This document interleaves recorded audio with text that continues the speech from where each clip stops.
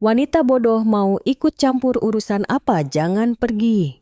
Saya adalah seorang ahli interpretasi medis lulusan WHO yang fasih berbicara dalam 7 bahasa. Namun selama 14 tahun setelah menikah, suami saya selalu memperkenalkan saya sebagai ibu rumah tangga yang bisa sedikit bahasa Inggris, bahkan ia merampas paten peninggalan ayah saya untuk mendirikan perusahaannya sendiri. Sinta cukup beri salam dan diam saja, bikin malu.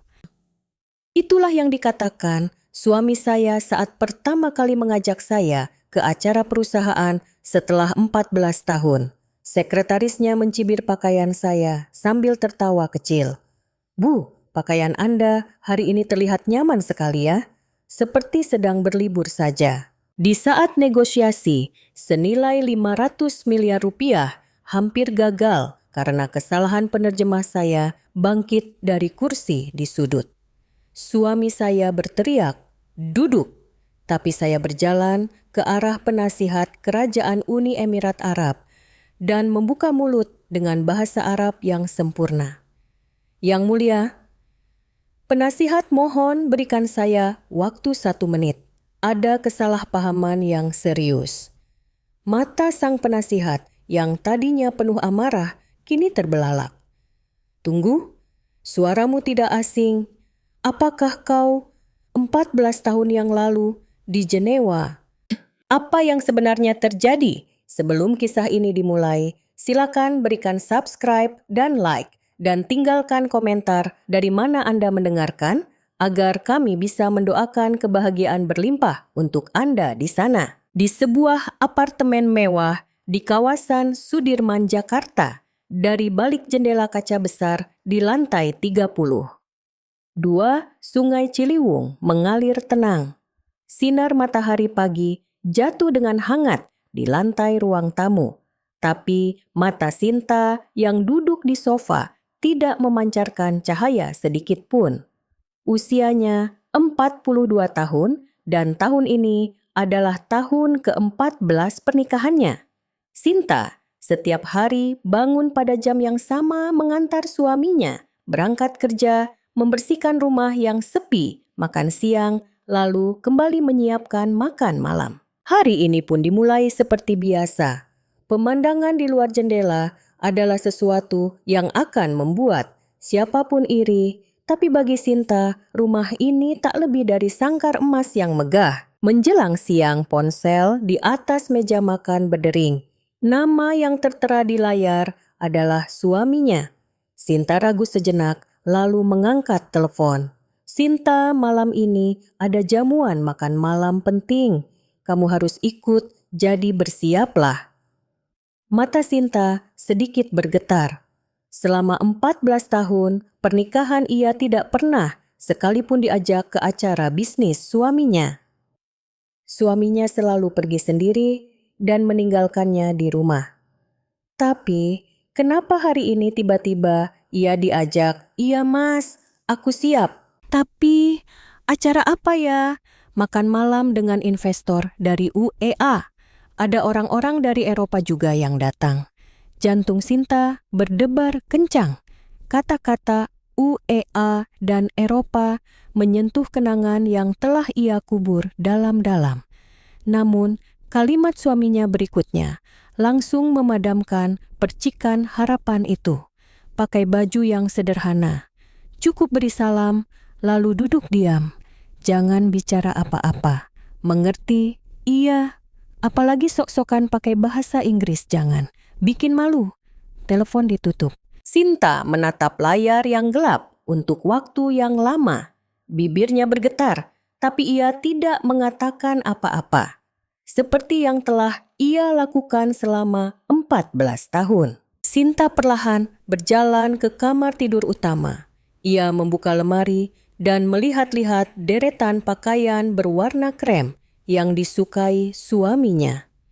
Tiba-tiba, tangannya bergerak ke laci paling bawah di lemari. Jauh di dalam laci, ada sebuah map kulit yang sudah usang dan pudar. Sinta dengan hati-hati mengeluarkan map itu. Debu tipis menyelimutinya karena sudah lama tidak dibuka. Saat map itu terbuka, masa lalunya tumpah ruah. Sertifikat Penerjemah Konferensi Internasional AIC, Sertifikat Ahli Interpretasi Medis Terakreditasi, PBB Kartu Identitas Pegawai Organisasi Kesehatan Dunia WHO. Ujung jari Sinta bergetar. Dalam foto dirinya yang berusia 28 tahun tersenyum cerah. Saat itu, ia aktif di panggung dunia. Di Jenewa fasih berbicara dalam 7 bahasa berkeliling di ruang-ruang konferensi internasional. Kemana perginya diriku yang dulu mata Sinta memerah. Di antara sertifikat-sertifikat itu, sebuah kartu nama kecil menarik perhatiannya. Kartu nama mewah dengan bingkai emas, tulisannya sedikit pudar dimakan waktu. Khalid Al-Maktoum, penasihat medis kerajaan Uni Emirat Arab. Sinta memegang kartu nama itu dan teringat hari itu di Jenewa 14 tahun yang lalu. Saat rapat darurat WHO, terjadi kesalahan fatal dalam terjemahan oleh penerjemah lain. Dirinya yang berusia 28 tahun secara spontan mengoreksinya dan mencegah masalah diplomatik. Hari itu, penasihat Khalid memberikan kartu nama ini padanya sambil berkata, "Hubungi saya kapan saja. Bakat sepertimu akan selalu diterima dimanapun."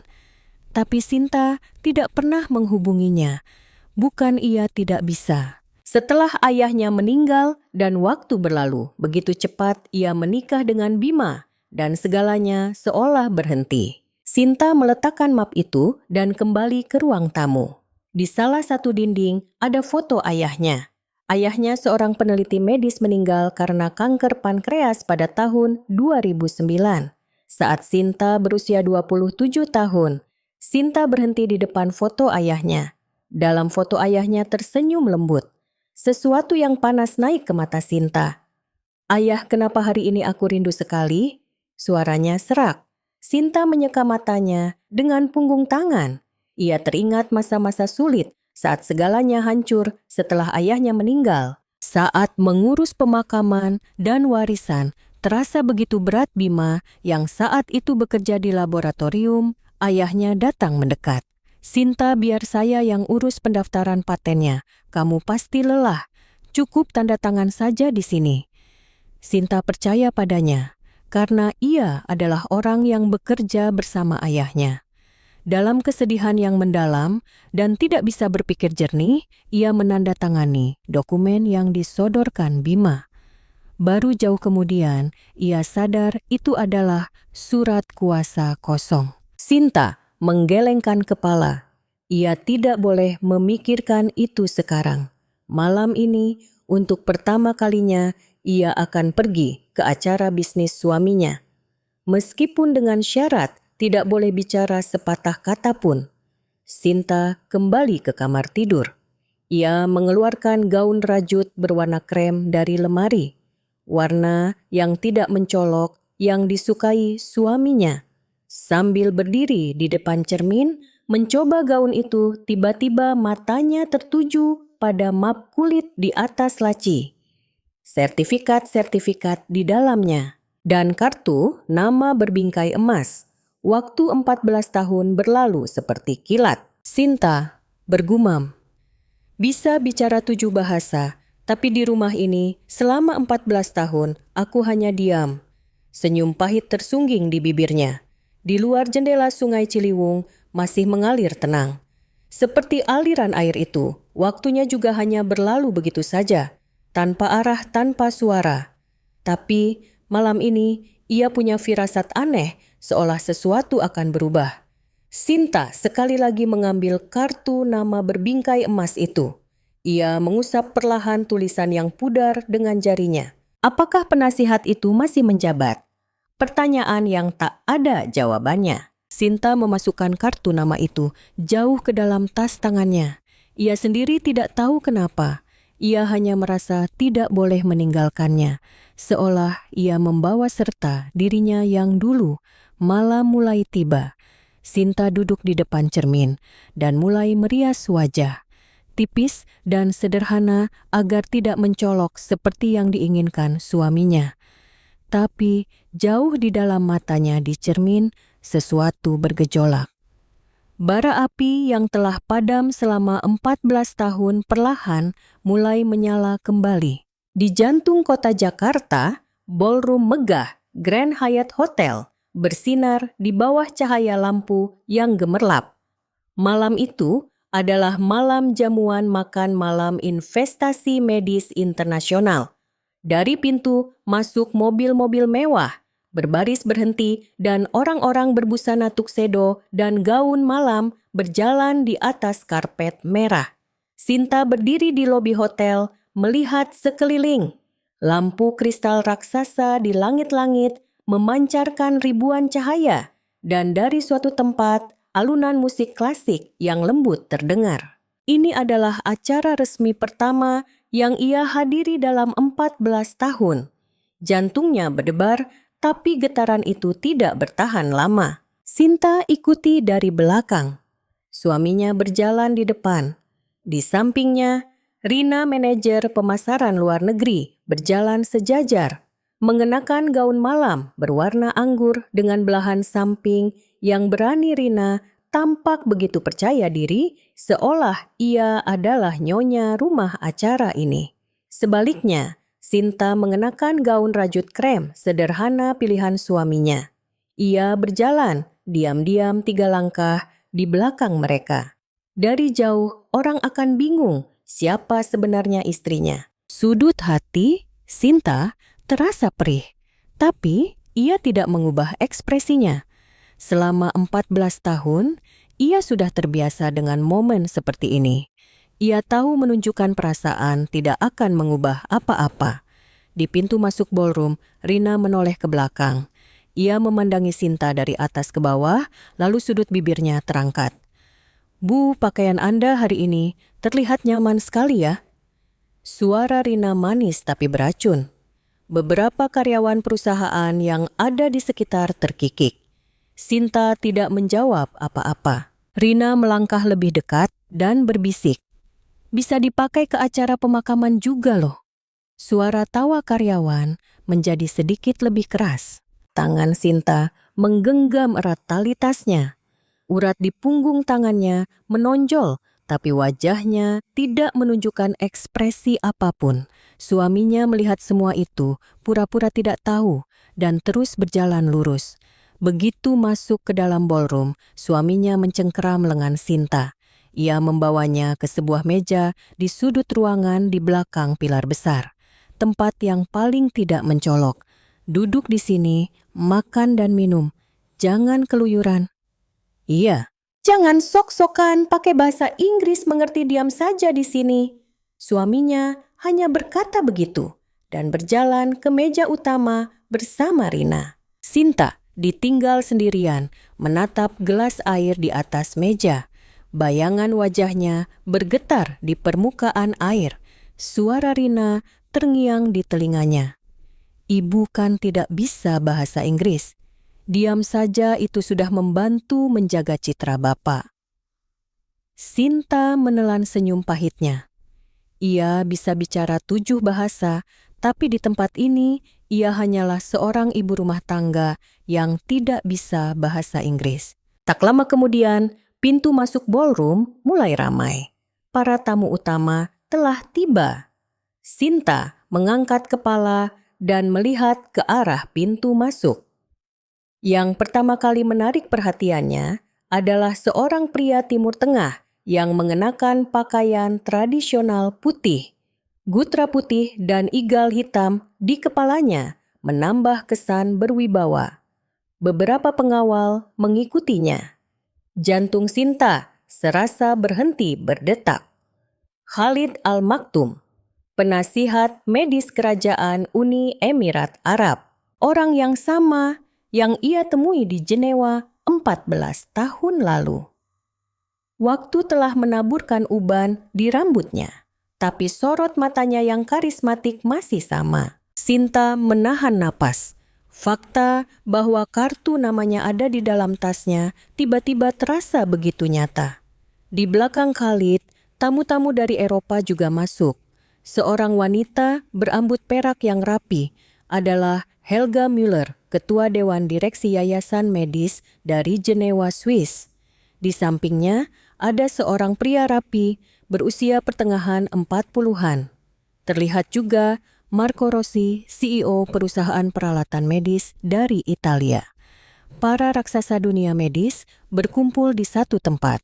Melihat wajah mereka, Sinta merasakan jantungnya berdebar. Dulu, ia pasti akan duduk di meja negosiasi bersama mereka menjadi penerjemah. Tapi sekarang, ia hanyalah bayangan yang tersembunyi di balik pilar. Terlihat, suaminya dan Rina menyambut para tamu di meja utama. Rina tersenyum lebar dan menyapa dalam bahasa Inggris. Tapi, di telinga Sinta aksen Rina terdengar janggal. Ada 1-2 kesalahan. Saat Rina memperkenalkan perusahaan, ia salah mengucapkan kata penting. Success of our criminal trials. Mata Sinta terbelalak. Ia mengucapkan clinical trial, uji klinis sebagai criminal trial sidang pidana. Ekspresi bingung melintas di wajah para tamu asing. Sinta menghela napas dalam hati. Ia tahu betul akibat dari kesalahan seperti itu. 14 tahun lalu, di Jenewa, kesalahan terjemahan serupa hampir menyebabkan bencana. Terdengar penasihat Khalid mengatakan sesuatu dalam bahasa Arab kepada pengawalnya. Bahkan dari kejauhan Sinta bisa mendengar suaranya dengan jelas. Perusahaan ini sepertinya kurang persiapan. Kualitas penerjemahnya payah. Tangan Sinta gemetar di bawah meja. Sesuatu yang telah tertidur selama 14 tahun perlahan mulai bangkit. Naluri seorang profesional mulai bergejolak. Ini salah. Ini bisa merusak segalanya. Tapi Sinta tidak bangkit dari kursinya. Ia tidak bisa. Apa kata suaminya? Diam saja di sini. Jangan ikut campur. Sinta mengangkat gelas air dan membasahi bibirnya. Air dingin mengalir di tenggorokannya, tapi tidak bisa memadamkan bara api yang mulai menyala di hatinya. Justru semakin panas. Di meja utama, bahasa Inggris Rina yang terbata-bata terus berlanjut. Terlihat ekspresi Khalid yang semakin kaku. Negosiasi bahkan belum dimulai, tapi suasananya sudah mendingin. Sinta menggenggam tasnya. Di dalamnya ada kartu nama berbingkai emas dari 14 tahun lalu. Dan kemampuannya untuk berbicara dalam 7 bahasa juga masih tertidur di sana. Apakah malam ini akan bangkit belum ada yang tahu. Setelah acara berlangsung beberapa saat negosiasi bisnis yang sesungguhnya dimulai. Tempatnya adalah ruang rapat VIP yang disiapkan di samping ballroom. Di atas meja kayu mewah, dokumen-dokumen kontrak tersusun rapi, dan di dinding terpasang layar besar. Sinta atas perintah suaminya juga masuk ke ruang VIP. Tentu saja bukan di meja negosiasi, tapi di kursi cadangan di sudut ruangan. Rasanya seperti barang bawaan yang diletakkan di sudut, tapi Sinta hanya duduk diam tanpa berkata apa-apa. Di tengah meja negosiasi duduk penasihat Khalid. Di sampingnya Ketua Helga dan CEO Marco. Di seberang mereka duduk suaminya Rina dan beberapa eksekutif perusahaan. Dan tepat di samping suaminya berdiri seorang penerjemah yang disewa khusus untuk hari ini dengan wajah tegang. Seorang wanita muda berusia akhir 20-an. Wajahnya masih terlihat hijau, sepertinya baru lulus pasca sarjana. Dokumen di tangannya sedikit gemetar. Melihat itu, Sinta punya firasat buruk. Dengan pengalaman seperti itu, menerjemahkan negosiasi internasional sebesar ini tidak akan mudah. Suaminya yang pertama kali membuka suara. Terima kasih telah hadir di sini. Perusahaan kami, Medica Techno Indonesia, memproduksi peralatan medis dengan kualitas terbaik. Penerjemah itu mulai menerjemahkan ke dalam bahasa Inggris. Tapi sejak kalimat pertama sudah terasa canggung. Tata bahasanya benar, tapi bukan ekspresi formal yang biasa digunakan dalam negosiasi bisnis internasional. Alis Khalid sedikit bergerak. Seiring berjalannya negosiasi, masalah semakin besar. Saat suaminya menjelaskan tentang sertifikasi Eropa, produk kami telah mendapatkan sertifikasi CE. Penerjemah itu berkata, Obtain CE Certification. Ia mengucapkan CE dengan mengeja hurufnya satu persatu. Sertifikasi CE adalah sertifikasi paling dasar di pasar peralatan medis Eropa, tapi ia membacanya per huruf. Ekspresi bingung melintas di wajah ketua Helga. Pria di sampingnya juga mengerutkan kening. Tangan Sinta terkepal di atas pangkuannya. Bukan begitu. Seharusnya tidak diucapkan seperti itu, tapi ia tidak bisa membuka mulut. Apa kata suaminya? Jangan ikut campur. Dan momen krusial itu pun tiba.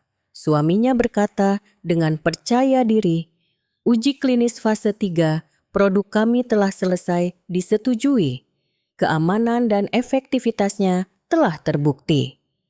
Penerjemah itu ragu sejenak.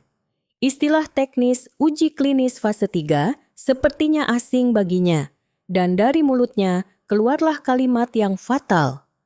Our product's clinical trial phase 3 has been suspended. Jantung Sinta serasa berhenti berdetak.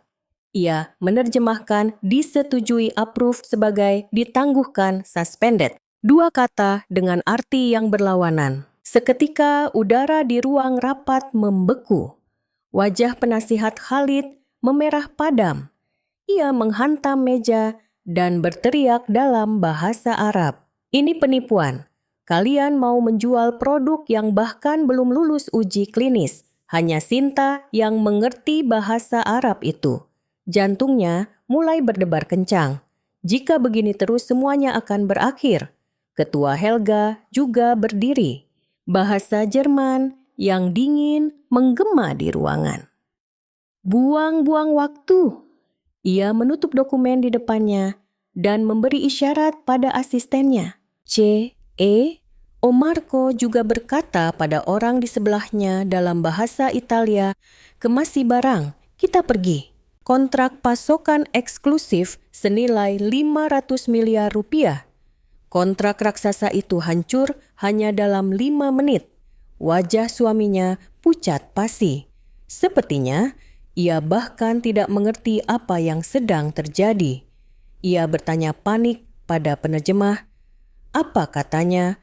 Apa yang kamu terjemahkan? Mata penerjemah itu berkaca-kaca.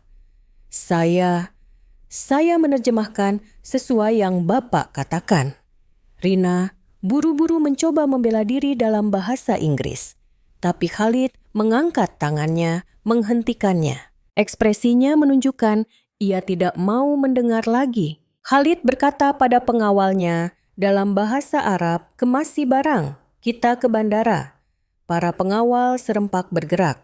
Ketua Helga juga mengambil tasnya dan berjalan ke arah pintu. CEO Marco sudah berdiri di dekat pintu keluar. Suaminya mencoba mendekati Khalid, tapi seorang pengawal menghalanginya. Wajah suaminya menunjukkan keputusasaan. Keringat mengalir di dahinya. Sinta menyaksikan semua itu dari kursinya di sudut. Tangannya gemetar. Jantungnya serasa mau meledak. Di dalam kepalanya, dua suara bertarung. Harus maju. Kalau tidak sekarang, semuanya berakhir. Tidak, jangan. Apa kata suamimu? Diam saja. Tapi melihat bencana yang terjadi di depan matanya, ia tidak bisa diam. Sesuatu yang telah tertidur selama 14 tahun bergejolak di dalam diri Sinta. Naluri seorang profesional, harga diri, dan dirinya yang sesungguhnya mulai bangkit. Khalid memegang gagang pintu. Di depan mata Sinta, kontrak senilai 500 miliar rupiah dan kesempatan yang datang setelah 14 tahun akan segera lenyap. Tangannya gemetar, kakinya gemetar, tapi Sinta perlahan bangkit dari kursinya. Bibir yang telah terkatup selama 14 tahun bergetar dan mulai terbuka. Sekarang, kalau tidak sekarang, aku akan selamanya terkurung di dalam sangkar ini. Tangan penasihat Khalid memegang gagang pintu. Seorang pengawal membukanya dan udara dingin dari koridor masuk ke dalam ruang rapat. Ketua Helga sudah berdiri di depan pintu dengan tasnya dan CEO Marco juga berjalan ke pintu keluar bersama asistennya. Kontrak senilai 500 miliar rupiah itu akan segera melangkah keluar. Suaminya dengan panik mendekati Khalid. Ia mengulurkan tangan mencoba memegang lengannya. Tapi seorang pengawal dengan cepat menghalanginya. Di depan pengawal bertubuh besar itu, suaminya tampak sangat kecil. Yang mulia penasihat sebentar. Ada kesalahpahaman, mohon. Suara suaminya bergetar. Tapi Khalid bahkan tidak menoleh. Ia berkata singkat dalam bahasa Arab, bukan kesalahpahaman tapi penipuan. Aku tidak mau buang-buang waktu lagi. Orang yang mengerti kalimat itu di dalam ruangan hanya ada satu. Sinta. Sinta menyaksikan pemandangan itu dari kursinya di sudut. Jantungnya berdebar kencang. Telapak tangannya basah oleh keringat. Di dalam kepalanya, dua suara masih bertarung. Jangan maju. Apa kata suamimu? Diam saja, nanti bikin malu. Tapi suara lain bergema lebih keras. 14 tahun. Selama 14 tahun kau diam. Kalau kau diam lagi sekarang, kau akan selamanya hidup di dalam sangkar ini. Wajah ayahnya melintas di mata Sinta. Ia teringat kata-kata ayahnya di ranjang rumah sakit sebelum meninggal sambil memegang tangannya. Sinta, jangan pernah mengubur bakatmu. Itulah warisan terbesar yang bisa ayah tinggalkan untukmu. Matanya terasa panas. Sinta perlahan bangkit dari kursinya. Kakinya goyah, tapi ia melangkah maju. Satu langkah. Lalu satu langkah lagi. Sinta, suara tajam suaminya membelah ruangan. Semua mata tertuju pada Sinta. Apa yang kamu lakukan? Duduk. Wajah suaminya meringis. Campuran antara kaget dan marah. Tapi Sinta tidak berhenti. Selangkah demi selangkah, ia terus maju. Rina dengan cepat berlari. Ia menghalangi Sinta dan membentaknya dengan suara pelan.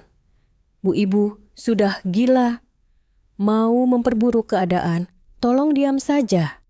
Mata Rina penuh dengan penghinaan. Ekspresinya seolah berkata, ibu-ibu kampungan yang tidak bisa bahasa Inggris ini mau apa? Biasanya, Sinta akan ciut di hadapan tatapan itu. Tapi hari ini berbeda. Sinta menatap lurus ke mata Rina.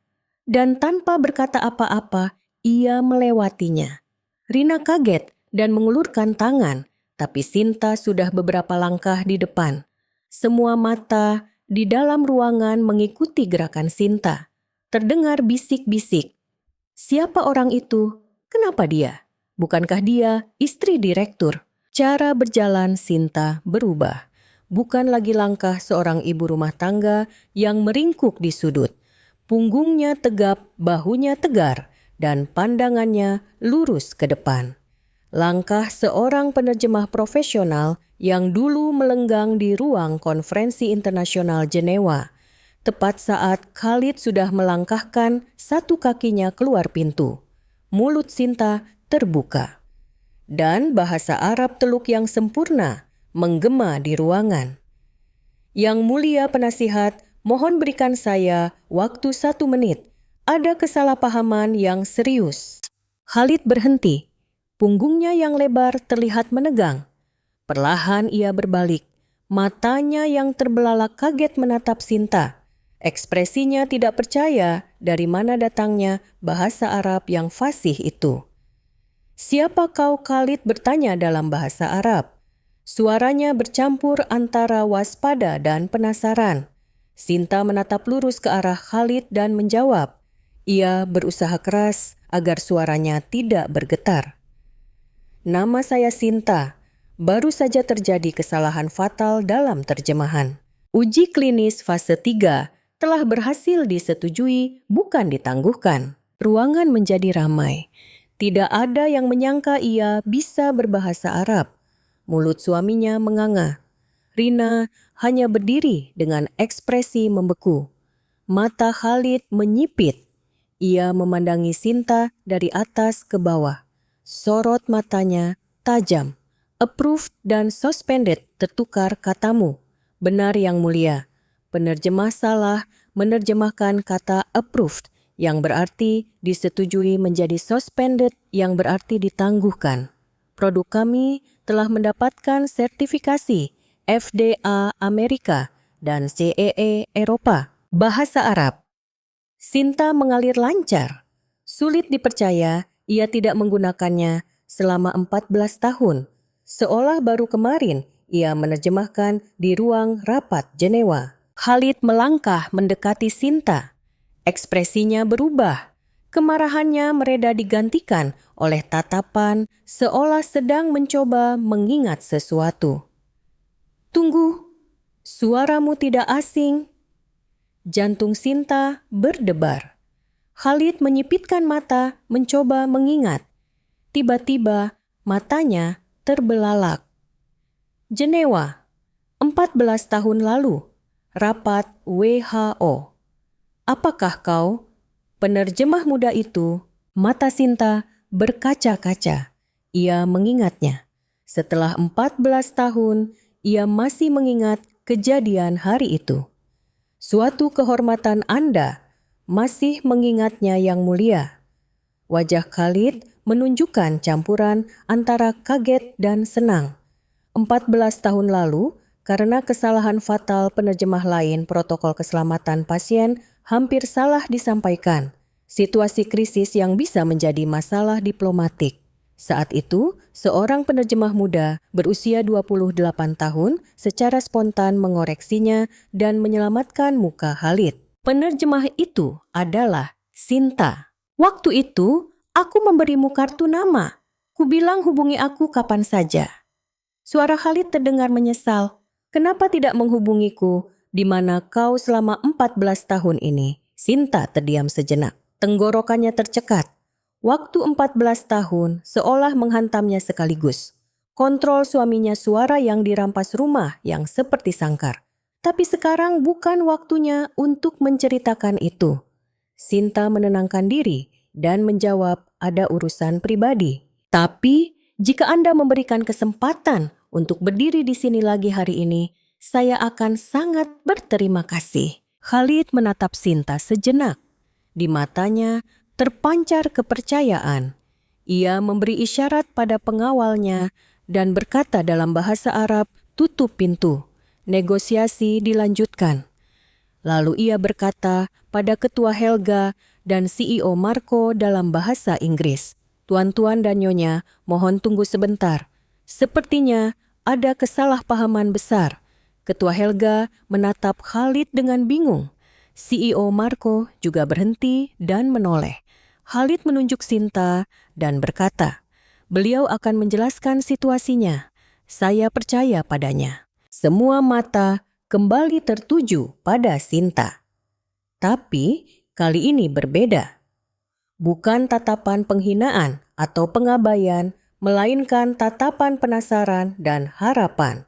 Sinta mengambil napas dalam-dalam. Sesuatu di dalam dadanya berkobar. Bara api yang telah padam selama 14 tahun akhirnya menyala menjadi api. Rasa takut hilang digantikan oleh keyakinan. Aku bisa. Aku selalu bisa. Sinta berjalan dengan percaya diri ke meja negosiasi. Suaminya dan Rina menatapnya dengan tidak percaya. Tapi Sinta bahkan tidak melirik mereka. Momen di mana keheningan 14 tahun akhirnya pecah. Suaranya yang sesungguhnya akhirnya mulai keluar ke dunia. Penasihat Khalid memberi isyarat pada Sinta. Kemarilah, duduk di sini. Tempat yang ia tunjuk adalah di tengah meja negosiasi. Posisi paling penting. Tempat di mana semua mata tertuju. Sinta ragu sejenak. Bagi orang yang selama 14 tahun hanya berada di sudut beberapa langkah itu, terasa sangat jauh. Tapi Sinta berjalan, selangkah demi selangkah. Dan akhirnya, ia berdiri di tengah meja negosiasi. Suaminya buru-buru mencoba menyela. Yang mulia istri saya hanya ibu rumah tangga biasa. Dia tidak. Pak Bima. Khalid memotong dengan dingin. Sorot matanya tajam. Saya tidak ingin bicara dengan Anda sekarang. Saya ingin bicara dengan beliau. Wajah suaminya memerah padam. Tapi di hadapan Khalid, ia tidak berani bicara lagi. Rina juga hanya berdiri menggigit bibir. Khalid menatap Sinta dan berkata, "Saya masih ingat hari itu 14 tahun yang lalu. Rapat darurat WHO di Jenewa membahas protokol keselamatan pasien dan penerjemahnya membuat kesalahan fatal."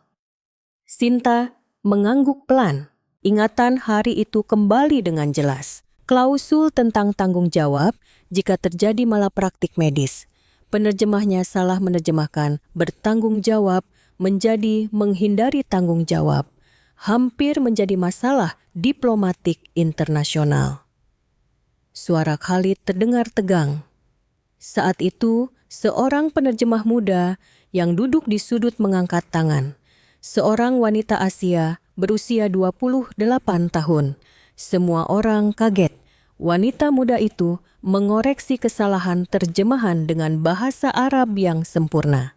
Khalid menatap lurus ke arah Sinta. "Itu adalah Anda, Ibu Sinta." Ruangan menjadi sunyi. Semua orang menahan napas menyaksikan percakapan mereka. "Hari itu, aku memberimu kartu nama. Ku bilang hubungi aku kapan saja. Ku bilang aku butuh bakat sepertimu. Tapi..." Mata Khalid menunjukkan penyesalan. "Kenapa tidak menghubungiku? Di mana kau selama 14 tahun ini?" Tenggorokan Sinta tercekat. Waktu 14 tahun, seolah menghantamnya sekaligus. Kontrol suaminya, mimpi yang dirampas dunia yang tertutup. Tapi sekarang ia tidak bisa menceritakannya panjang lebar. "Ada urusan pribadi yang mulia. Tapi terima kasih telah memberikan kesempatan untuk berdiri di sini lagi hari ini." Suara Sinta tenang, tapi di dalamnya ada beban 14 tahun. Khalid mengangguk. Ia tidak bertanya lebih jauh. Sebaliknya, ia kembali membuka dokumen di meja dan berkata, "Baik, kalau begitu mari kita mulai lagi negosiasi hari ini. Ibu Sinta tolong Anda yang menjadi penerjemah." Ketua Helga bertanya dalam bahasa Jerman. Penasihat Khalid, apakah beliau benar-benar bisa dipercaya? Sinta menoleh ke arah Helga dan menjawab dengan bahasa Jerman yang sempurna. "Ibu Ketua, apakah Anda ingin memastikannya sendiri? Saya memiliki gelar master dalam interpretasi medis dan hukum dari Sekolah Penerjemahan Jenewa. Bahasa Jerman adalah bahasa ketiga saya." Mata Helga terbelalak. Ia kaget dengan bahasa Jerman yang begitu fasih. Ekspresinya yang kaku mulai melunak.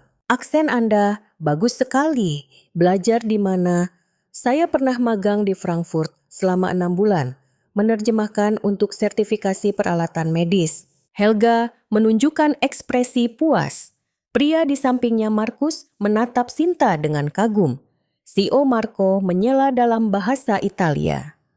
"Maaf, apa Anda juga bisa berbahasa Italia?" Sinta tersenyum pada Marco dan menjawab dalam bahasa Italia. "Tentu saja, Pak. Saya pernah beberapa kali menjadi penerjemah di pameran peralatan medis di Roma dan Milan. Saya juga cukup paham pasar peralatan medis Italia." Mulut Marco menganga. Ia menoleh pada asistennya dan bergumam dalam bahasa Italia, "Luar biasa. Wanita ini benar-benar luar biasa. Sesuatu di dalam dada Sinta berkobar. Kemampuan yang telah tertidur selama 14 tahun bangkit kembali. Setiap kali ia berbicara dalam bahasa yang berbeda, rasanya sepotong dari dirinya yang dulu kembali. Negosiasi yang sesungguhnya dimulai. Khalid yang pertama kali bertanya, dalam bahasa Arab, berapa tingkat akurasi sensor pencitraan medis ini dan apakah sudah ada sertifikasi halal? Sinta menoleh pada suaminya. Suaminya masih terlihat syok, tapi begitu Sinta menatapnya, ia menjawab dengan terbata-bata. Akurasinya 99,7%. Dan sudah ada sertifikasi halal. Sinta menerjemahkan ucapan suaminya dengan lancar ke dalam bahasa Arab. Yang mulia, akurasi pembacaan citra produk kami adalah 99,7% yang merupakan tingkat tertinggi di pasar saat ini. Sertifikasi halal telah kami peroleh dari Jakim Malaysia tahun lalu dan sepenuhnya sesuai dengan standar UEA. Khalid mengangguk puas. Kali ini, Ketua Helga bertanya dalam bahasa Jerman, bisakah Anda menunjukkan data uji klinis fase 3 dan jelaskan tes apa saja yang dilalui selama proses sertifikasi CE Eropa? Sinta dengan cepat menemukan data yang relevan dari dokumen di meja. Instingnya dari 14 tahun lalu kembali. Ibu Ketua Uji Klinis fase 3 dilakukan di Rumah Sakit Cipto Mangunkusumo dan Rumah Sakit Siloam. Total 1.200 pasien berpartisipasi dengan tingkat positif palsu 0,3% dan negatif palsu 0,2%. Sinta menjelaskan data satu persatu dengan bahasa Jerman yang fasih. Istilah-istilah medis teknis keluar dengan lancar. Ekspresi Helga semakin cerah. Sertifikasi CE diperoleh melalui TÜV Rheinland Jerman. Tes EMC, tes keamanan, dan tes biokompatibilitas semuanya lulus. Ia berbisik pada Markus di sebelahnya dalam bahasa Jerman. Dengan kemampuan seperti ini, yayasan kita juga akan tertarik. Markus mengangguk sambil menatap Sinta dengan penuh minat. Berikutnya adalah pertanyaan dari penasihat hukum dari Swiss. Ia berbicara dalam bahasa Prancis. Bisakah Anda menjelaskan bagian hak kekayaan intelektual dalam kontrak? Saya ingin tahu tentang kepemilikan paten dan syarat transfer teknologi. Hati Sinta sedikit tercekat. Hak kekayaan intelektual paten. Kata-kata itu mengingatkannya pada ayahnya, tapi ia menenangkan diri dan menjawab dalam bahasa Prancis. Pak paten inti saat ini sudah terdaftar di Indonesia dan paten di Eropa serta Timur Tengah sedang dalam proses melalui pendaftaran internasional PCT. Transfer teknologi akan dilakukan melalui perjanjian lisensi dengan royalti sebesar 5% dari penjualan bersih. Penasihat hukum itu mengangguk sambil mencatat. CEO Marco melanjutkan dengan pertanyaan dalam bahasa Italia. Bagaimana dengan rantai pasokan komponen? Jelaskan juga sistem jaminan kualitasnya. Sinta menjawab dengan fasih dalam bahasa Italia. Pak komponen inti dipasok dari Siemens Jerman dan Hitachi Jepang. Termasuk pemasok sekunder total, ada 12 perusahaan dalam rantai pasokan. Jaminan kualitas didasarkan pada sertifikasi ISO 13485 dengan inspeksi 100% sebelum pengiriman. Marco bertepuk tangan dengan kagum. Bravo Anda, benar-benar seorang maestro bahasa. Suasana di ruang rapat benar-benar berubah. Negosiasi yang 30 menit lalu diambang kegagalan kini berjalan dengan lancar. Saat itu, seorang pria yang duduk di sudut mengangkat tangan. perwakilan institusi medis dari Meksiko. Ia bertanya dalam bahasa Spanyol, apakah ada rencana ekspansi ke pasar Amerika Latin, bagaimana strategi lokalnya? Sinta menjawab dalam bahasa Spanyol, Pak, kami berencana masuk ke pasar Meksiko dan Brasil pada paruh pertama tahun depan. Kami akan mendirikan perusahaan patungan dengan mitra lokal untuk membangun jaringan layanan purna jual. Manual dalam bahasa Spanyol dan Portugis juga sudah disiapkan. Perwakilan Meksiko itu tersenyum cerah dan mengacungkan jempol. Tepuk tangan terdengar di dalam ruangan. Khalid yang pertama kali bertepuk tangan diikuti oleh Helga dan Marco. Para peserta lain satu persatu ikut bertepuk tangan. Hati Sinta meluap. Rasa pencapaian yang ia rasakan setelah 14 tahun. Matanya terasa panas, tapi ia menahan air matanya. Suaminya dan Rina berdiri di salah satu sisi ruangan dengan mulut menganga. Ekspresi tidak percaya. Wanita yang selama 14 tahun mereka anggap sebagai ibu rumah tangga yang tidak bisa bahasa Inggris, kini bercakap-cakap dengan para raksasa dunia dalam 7 bahasa. Wajah suaminya pucat pasi. Di matanya tercampur rasa kaget marah dan sesuatu yang lebih kompleks. Mungkin rasa takut. Takut akan fakta bahwa istrinya jauh lebih hebat darinya. Wajah Rina meringis. Ibu-ibu kampungan yang begitu ia hina dan ejek kini menunjukkan kemampuan yang bahkan tidak bisa ia impikan. Sinta tidak melirik mereka. Tidak perlu. Saat ini, Sinta sedang menemukan kembali dirinya yang telah hilang selama 14 tahun. Aku bisa, aku selalu bisa. Aku hanya dirampas suaraku. Negosiasi memasuki tahap akhir. Khalid membuka kontrak dan berkata, Ibu Sinta, berkat Anda, negosiasi hari ini sepertinya akan berakhir dengan sukses. Terima kasih. Sinta menunduk memberi hormat. Terima kasih Yang Mulia. Saya yang lebih berterima kasih atas kesempatannya. Suara Sinta tenang, tapi di dalam hatinya badai bergemuruh. Pintu yang telah tertutup selama 14 tahun kini terbuka lebar. Jeruji sangkar akhirnya patah. Dan di balik pintu itu terhampar dunia yang sama sekali baru. Negosiasi memasuki tahap akhir. Suasana di ruang rapat benar-benar berbeda dari 2 jam yang lalu. Negosiasi yang nyaris gagal kini berjalan dengan suasana hangat. Penasihat Khalid membuka kontrak pasokan eksklusif senilai 500 miliar rupiah. Di tangannya ada sebuah pena emas. Tapi sebelum menandatangani, Khalid membuka suara. Pandangannya tertuju pada suami Sinta. Pak Bima, saya akan jujur. Ruangan menjadi sunyi. Semua mata tertuju pada Khalid. 2 jam yang lalu saya berniat membatalkan negosiasi ini. Bukan saya sudah membatalkannya. Suara Khalid rendah tapi jelas. Wajah suami Sinta menegang.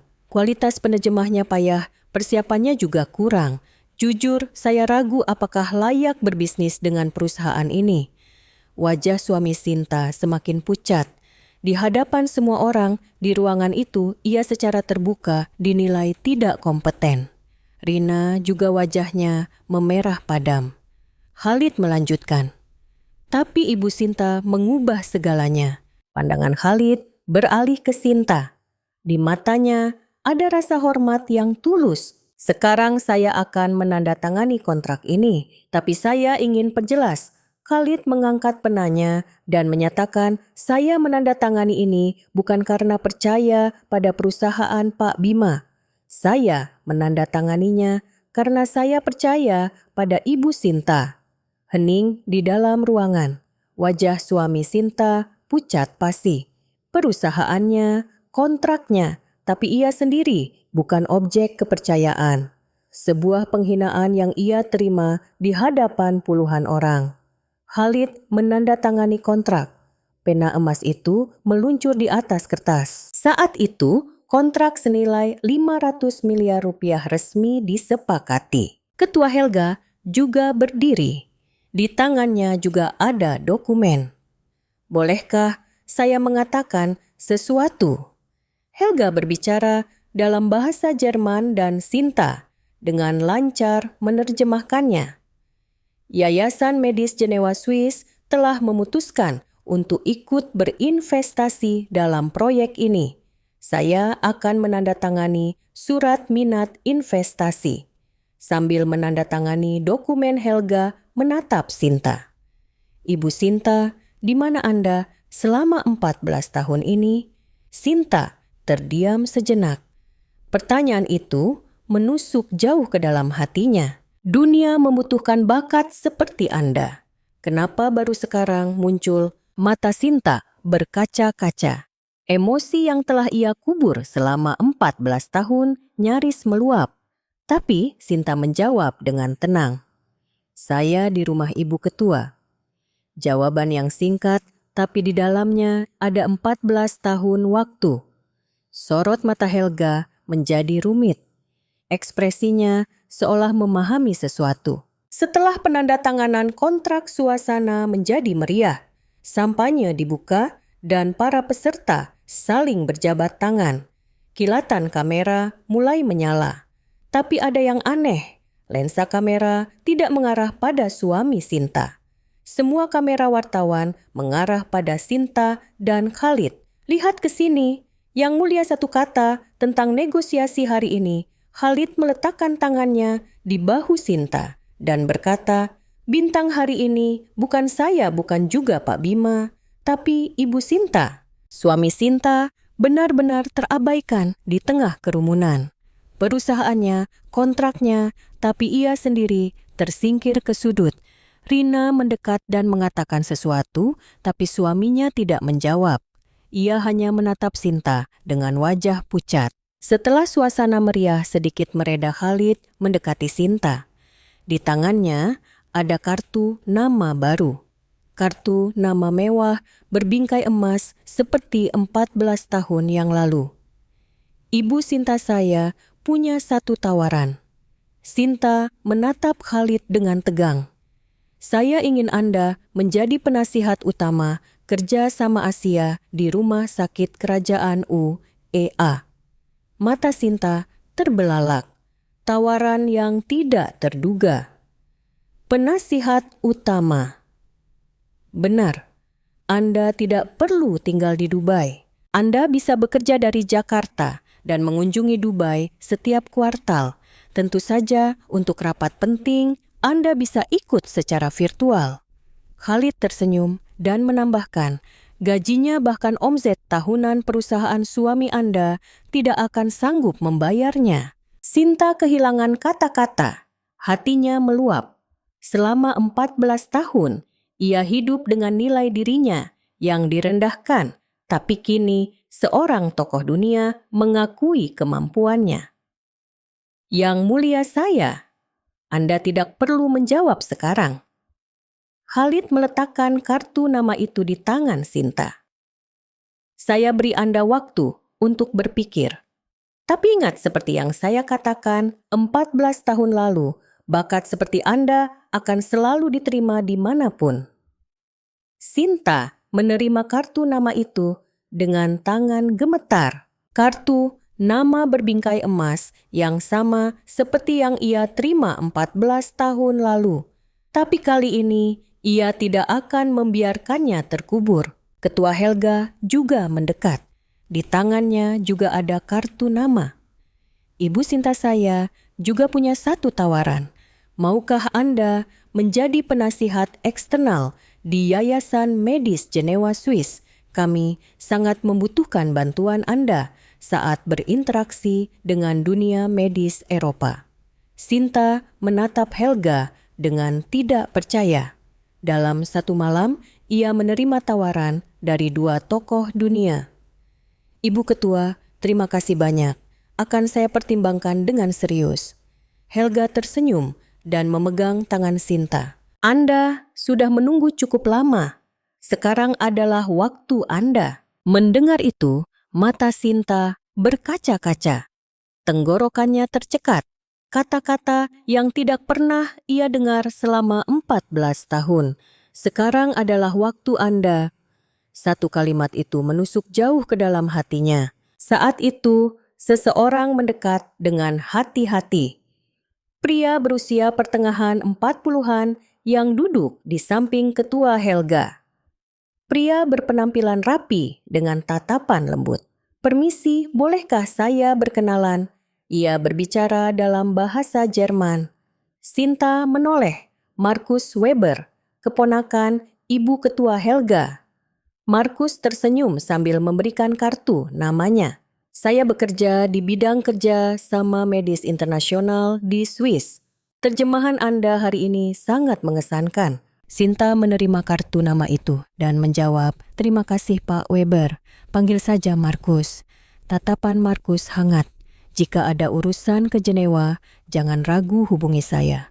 Saya akan memandu Anda." Sinta menunduk memberi hormat. Markus tersenyum sekali lagi dan pergi. Sinta menatap 3 kartu nama di tangannya.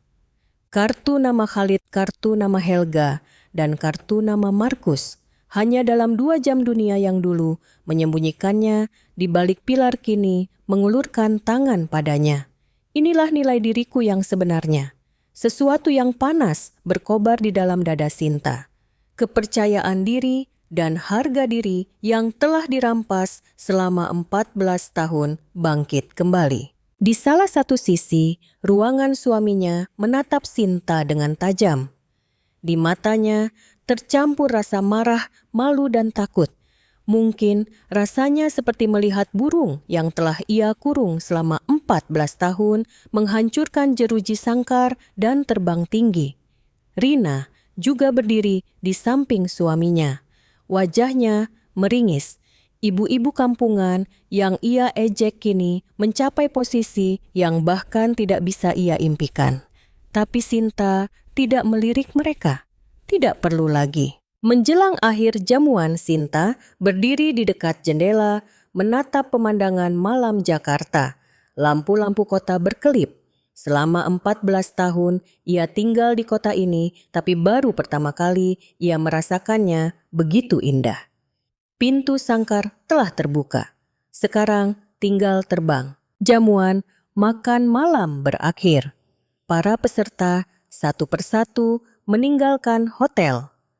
Penasihat Khalid dan ketua Helga juga pamit setelah mengucapkan selamat tinggal terakhir pada Sinta. Markus tersenyum sekali lagi sebelum pergi. Sinta mengeluarkan ponselnya untuk memesan taksi di lobi. Tiba-tiba, seseorang mencengkeram lengannya dengan kasar. Suaminya, "Kita perlu bicara." Suara suaminya rendah, tapi bergetar karena marah. Cengkeramannya sangat kuat. Lengannya terasa sakit. "Mas, di sini." "Diam dan ikut aku." Suaminya memotong ucapan Sinta dan menyeretnya, melewati lobi menyusuri koridor. Baru setelah sampai di dekat tangga darurat yang sepi, suaminya berhenti. Rina juga sudah mengikuti di belakang. Keduanya mengepung Sinta. Wajah suaminya meringis. Amarah yang ia tahan selama di jamuan kini diambang ledakan. "Sinta," suara suaminya rendah. "Kau sengaja mau mempermalukanku ya? Selama 14 tahun kau menyembunyikannya." Sinta tidak menjawab. Ia menatap lurus ke mata suaminya. 7 bahasa lulusan sekolah penerjemahan Jenewa WHO. "Kenapa kau sembunyikan semua itu?" Suara suaminya semakin keras. Bergema di koridor. "Apa aku terlihat bodoh? Selama 14 tahun kau pura-pura tidak bisa bahasa Inggris dan menipuku." Sinta masih diam. Amarah suaminya meluap, tapi hati Sinta luar biasa tenang. Selama 14 tahun, setiap kali momen seperti ini, ia akan ciut dan menelan air mata. Tapi hari ini berbeda. Rina ikut campur. Wajahnya penuh kebencian. "Bu Ibu mau membuktikan apa sih?" Rina berkata dengan nada mengejek. "Tanpa Bapak Ibu juga tidak bisa makan. Baru pamer sebentar hari ini, memangnya apa yang akan berubah?" Sudut bibir Rina tertarik. Jadi ibu lebih baik di rumah saja urus dapur. Urusan luar biar orang-orang hebat seperti saya yang urus. Mata Sinta bersinar dingin. Semua yang telah ia tahan selama 14 tahun kini bergejolak di dalam dadanya. Tidak ada lagi alasan untuk bersabar. Sinta membuka mulut. Diam, hanya 2 kata. Tapi bobotnya cukup untuk memecah keheningan 14 tahun. Ekspresi Rina membeku. Suaminya juga tertegun. Selama 14 tahun pernikahan, ia tidak pernah mendengar kata-kata itu. Istrinya yang selalu menunduk dan menjawab dengan lembut kini berbicara kasar. Apa katamu? Rina terbata-bata. Ekspresinya tidak percaya. Sinta bahkan tidak melirik Rina. Pandangannya hanya tertuju pada suaminya. Kau tanya, kenapa aku sembunyikan selama 14 tahun? Suara Sinta rendah, tapi tegas. Bukan aku yang sembunyikan, kau yang membuatku menyembunyikannya. Mata suaminya goyah. Kau bilang, jangan bekerja aku tidak bekerja. Kau bilang, jangan pakai bahasa Inggris aku tidak pakai. Kau bilang, jangan bertemu orang aku tidak bertemu. Selama 14 tahun, aku hidup sesuai perintahmu. Api menyala di mata Sinta. Lalu apa? Aku mempermalukanmu, kau yang mempermalukan dirimu sendiri. Tidak bisa memilih penerjemah yang benar, tidak bisa mengurus negosiasi dengan benar. Wajah suaminya memerah padam. Ini pertama kalinya ia mendengar kata-kata seperti ini dari istrinya. Kau tidak mencintaiku. Sinta melangkah lebih dekat. Suaminya secara tidak sadar mundur selangkah. Kau hanya takut padaku yang lebih hebat darimu.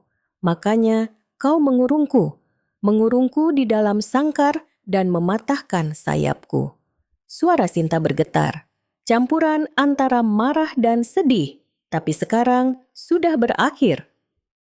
Sinta membuka tasnya. Ia mengeluarkan sebuah amplop, melemparkannya pada suaminya. Dokumen-dokumen berhamburan di lantai. Itu surat cerai, tanda tangani. Mata suaminya terbelalak. Ia menatap kosong dokumen yang jatuh di lantai. Cecerai, beraninya kau? Bukan berani. Seharusnya sudah kulakukan sejak lama. Suara Sinta dingin. Tidak ada lagi keraguan. Rina tertawa mengejek. Bu, kalau cerai mau makan apa? Tidak punya rumah, tidak punya uang. Menumpang hidup pada bapak, lalu sekarang mau cerai. Sinta perlahan menoleh ke arah Rina. Sorot matanya bersinar dingin. Rina, kau tidak perlu mengkhawatirkanku. Sinta mengeluarkan dokumen lain dari tasnya. Khawatirkan saja dirimu sendiri. Sinta menyodorkan dokumen itu pada Rina. Rina menerimanya dengan bingung. Saat membaca dokumen itu, wajahnya semakin pucat. Itu bukti penggelapan dana perusahaan sebesar 8 miliar rupiah. Ada catatan transaksi perusahaan fiktif, ada juga kwitansi perjalanan dinas palsu yang kau ajukan. Suara Sinta tenang. Kau mengajukan biaya menginap di Hotel Hong Kong, padahal saat itu bapak sedang dinas ke Jerman. Tanggalnya tidak cocok kalau kalian pergi bersama. Tangan Rina gemetar hebat. Kertas itu bergemerisik. Suaminya mendekati Rina. Di matanya juga ada rasa kaget. Rina, apa ini benar? Kau menggelapkan 8 miliar. Rina menggeleng. Matanya berkaca-kaca. Tidak Pak, ini salah paham, saya hanya... Salah paham. Sinta memotong dengan dingin. Kalau begitu ini juga salah paham. Sinta mengeluarkan dokumen terakhir. Rekam medis ginekologi Rina. Rina selamat atas kehamilanmu. Wajah Rina pucat pasi. Suaminya juga tertegun. Hamil Rina. Suaminya menatap Rina. Di matanya ada emosi yang kompleks. Anakku. Bibir Rina bergetar. Ia tidak bisa berkata apa-apa. Sinta berkata dengan tenang, bukan, itu anak Pak Zhang.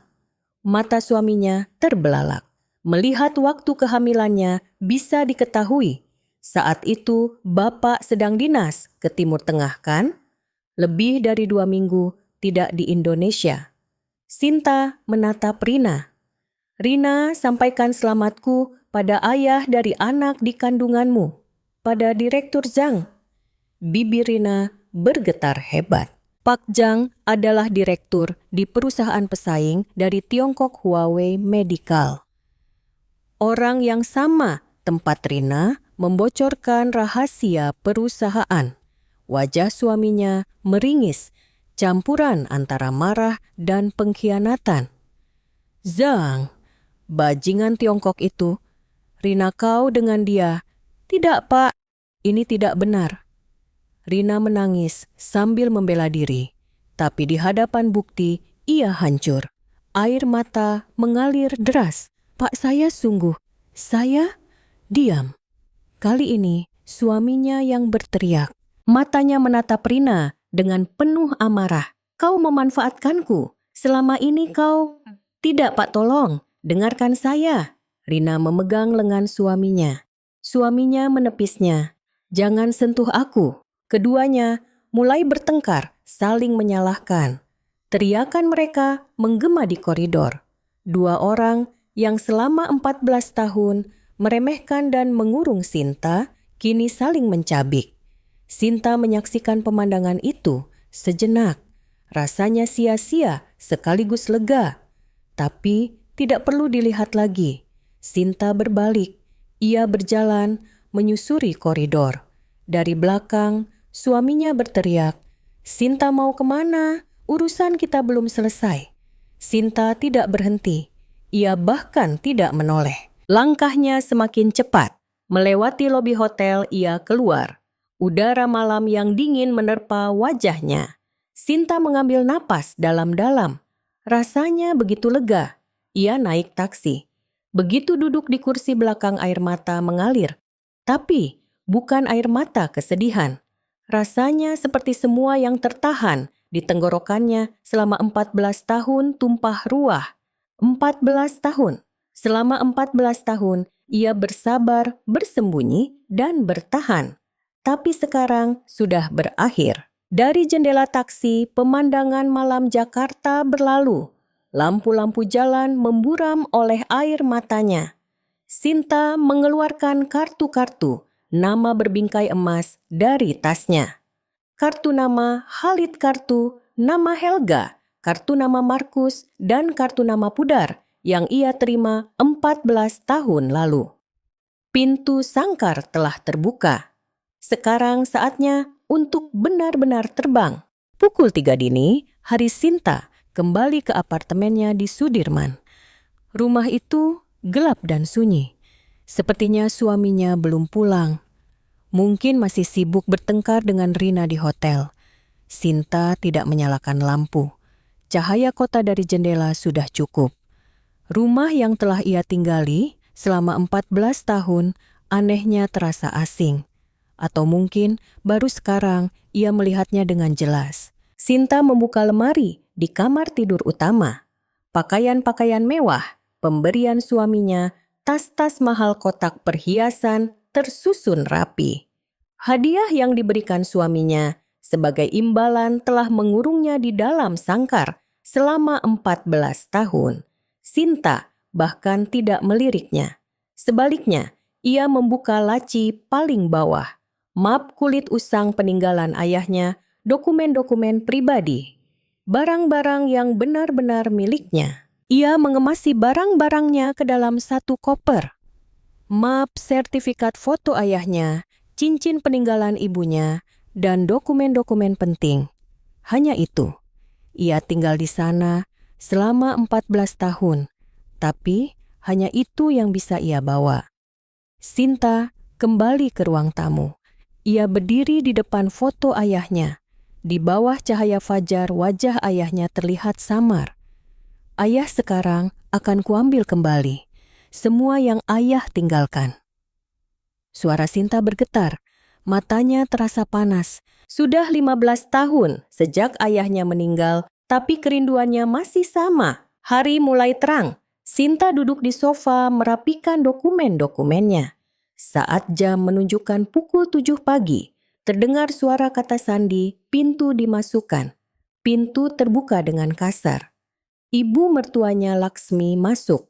Wanita 70 tahun itu, wajahnya penuh amarah. Di belakangnya, adik iparnya Maya juga ikut masuk. "Beraninya kau!"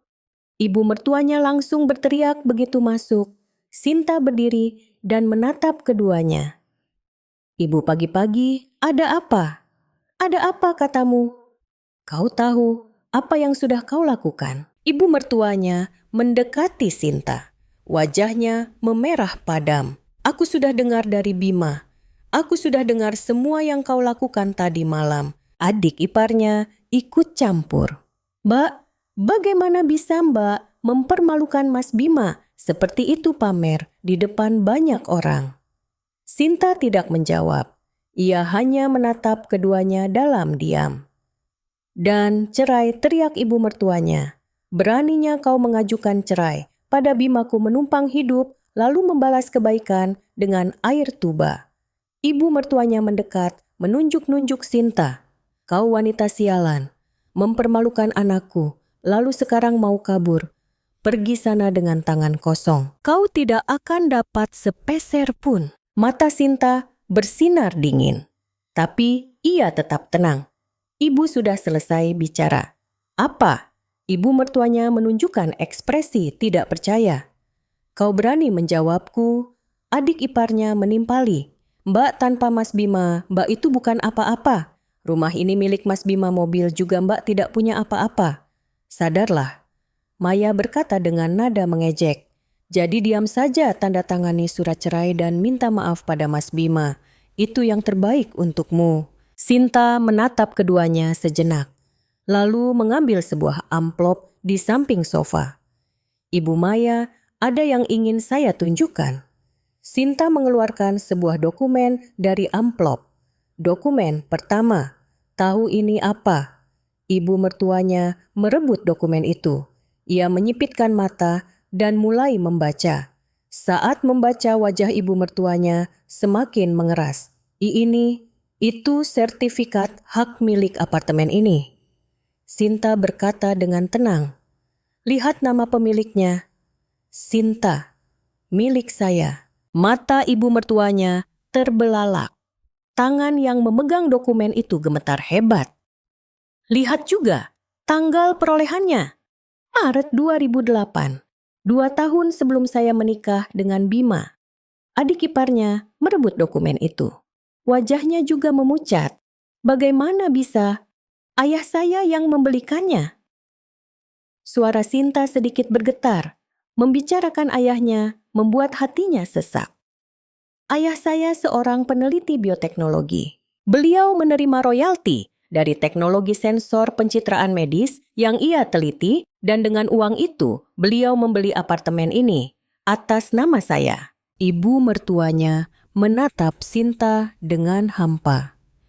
"Ayah saya meninggal tahun 2009. Satu-satunya harta yang beliau tinggalkan untuk saya adalah rumah ini. Ini bukan rumah Bima. Sejak awal ini adalah rumah saya." Mulut ibu mertuanya membuka dan menutup. Ia kehilangan kata-kata. "Jadi, yang harus pergi dengan tangan kosong bukan saya," Sinta berkata dengan dingin. "Justru Bima yang harus diusir dari rumah saya." Adik iparnya terbata-bata. "Tetapi kan Mas Bima sudah 14 tahun tinggal di sini." "Maya," Sinta menatap adik iparnya. "Kalau sudah tinggal 14 tahun, apa rumahnya jadi miliknya? Ada hukum seperti itu." Adik iparnya terdiam. Sinta mengeluarkan dokumen kedua. Kali ini tangannya juga bergetar. Ini bukan sekadar masalah harta.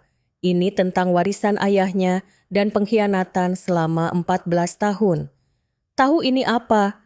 Sinta menyodorkan dokumen. "Ini dokumen paten ayah saya."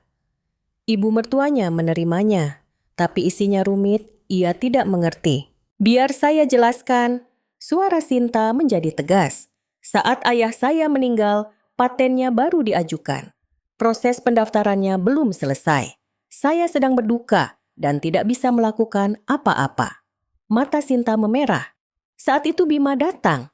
Karena dia bekerja di laboratorium ayah saya percaya padanya. Suara Sinta bergetar. Bima bilang, dia akan mengurus pendaftaran patennya. Saya hanya perlu tanda tangan. Saya percaya. Saya menandatangani surat kuasa kosong. Ekspresi ibu mertuanya berubah. Wajahnya menunjukkan firasat buruk. Dan tahu apa yang Bima lakukan. Sinta menunjuk dokumen. Dia mendaftarkan paten ayah saya atas namanya sendiri dengan surat kuasa kosong yang saya tanda tangani. Mulut ibu mertuanya menganga. Tahu itu paten apa? Teknologi sensor pencitraan medis generasi berikutnya. Teknologi inti perusahaan Bima. Tanpa teknologi itu, Medika Tekno Indonesia tidak akan bertahan sehari pun.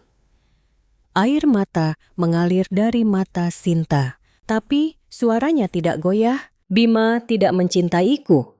Dia hanya mengincar paten ayah saya.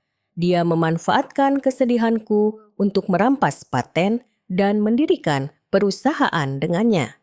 Ibu mertuanya mundur selangkah. Kakinya goyah. Jadi ibu, Sinta menatap lurus ke arah ibu mertuanya. Saya tidak menumpang.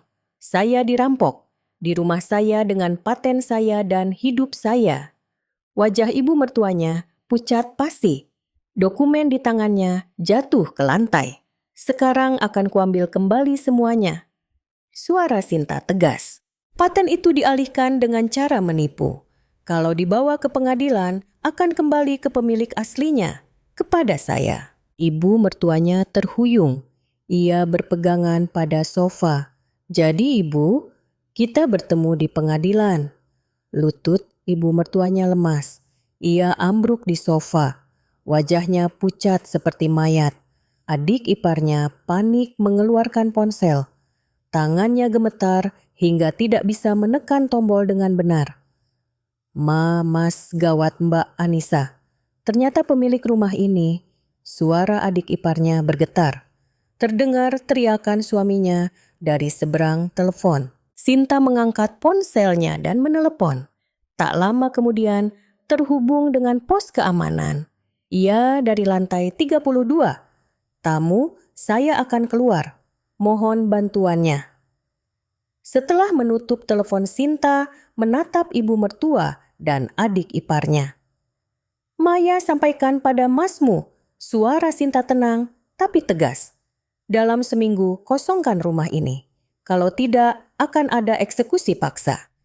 Adik iparnya menatap Sinta dengan tidak percaya. Ibu mertuanya masih terduduk di sofa menatap kosong. Bel pintu berbunyi. Satpam telah tiba. Sinta membuka pintu depan. Tolong bantu ibu-ibu ini keluar. Satpam mengangguk dan masuk.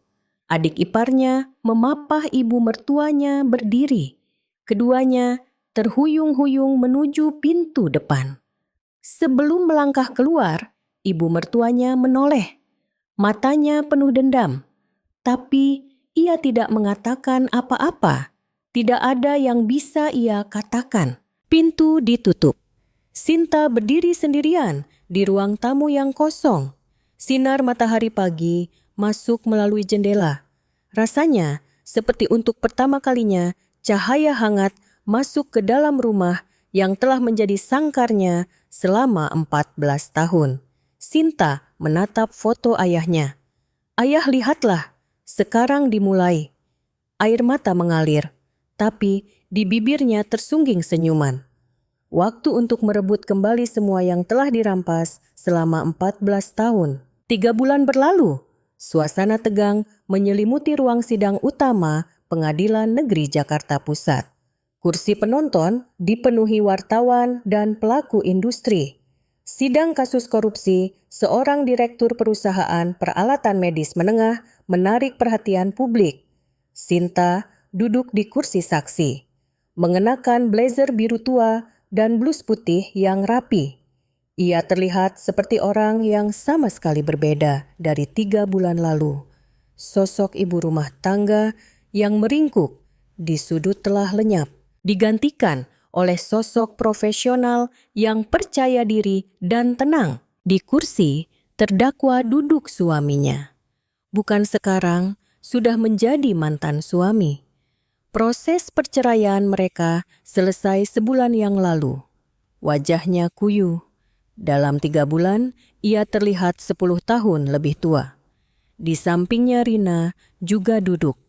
Penampilannya yang glamor telah hilang digantikan oleh pakaian sederhana dan wajah yang pucat. Semua ini dimulai sejak malam itu 3 bulan yang lalu. Sehari setelah jamuan makan malam, penasihat Khalid dan Ketua Helga memberikan syarat kepada Medica Tekno Indonesia. Jika ingin mempertahankan kontrak 500 miliar perusahaan, harus menjalani audit transparansi manajemen. Syaratnya, seorang ahli eksternal akan memeriksa secara menyeluruh kondisi keuangan dan manajemen perusahaan. Dan sebagai penasihat audit eksternal, ditunjuklah Sinta atas rekomendasi Khalid. Ia percaya pada kemampuan Sinta dan menilai bahwa Sinta adalah orang yang paling tahu tentang perusahaan itu. Tentu saja ia juga tahu bahwa Sinta sedang dalam proses cerai dengan mantan suaminya. Tapi Khalid justru menganggapnya sebagai kelebihan. Orang yang memiliki kepentingan dalam mengungkap kebenaran akan melakukan penyelidikan yang paling teliti. Sinta memulai audit. Dan fakta-fakta mengejutkan mulai terungkap satu persatu.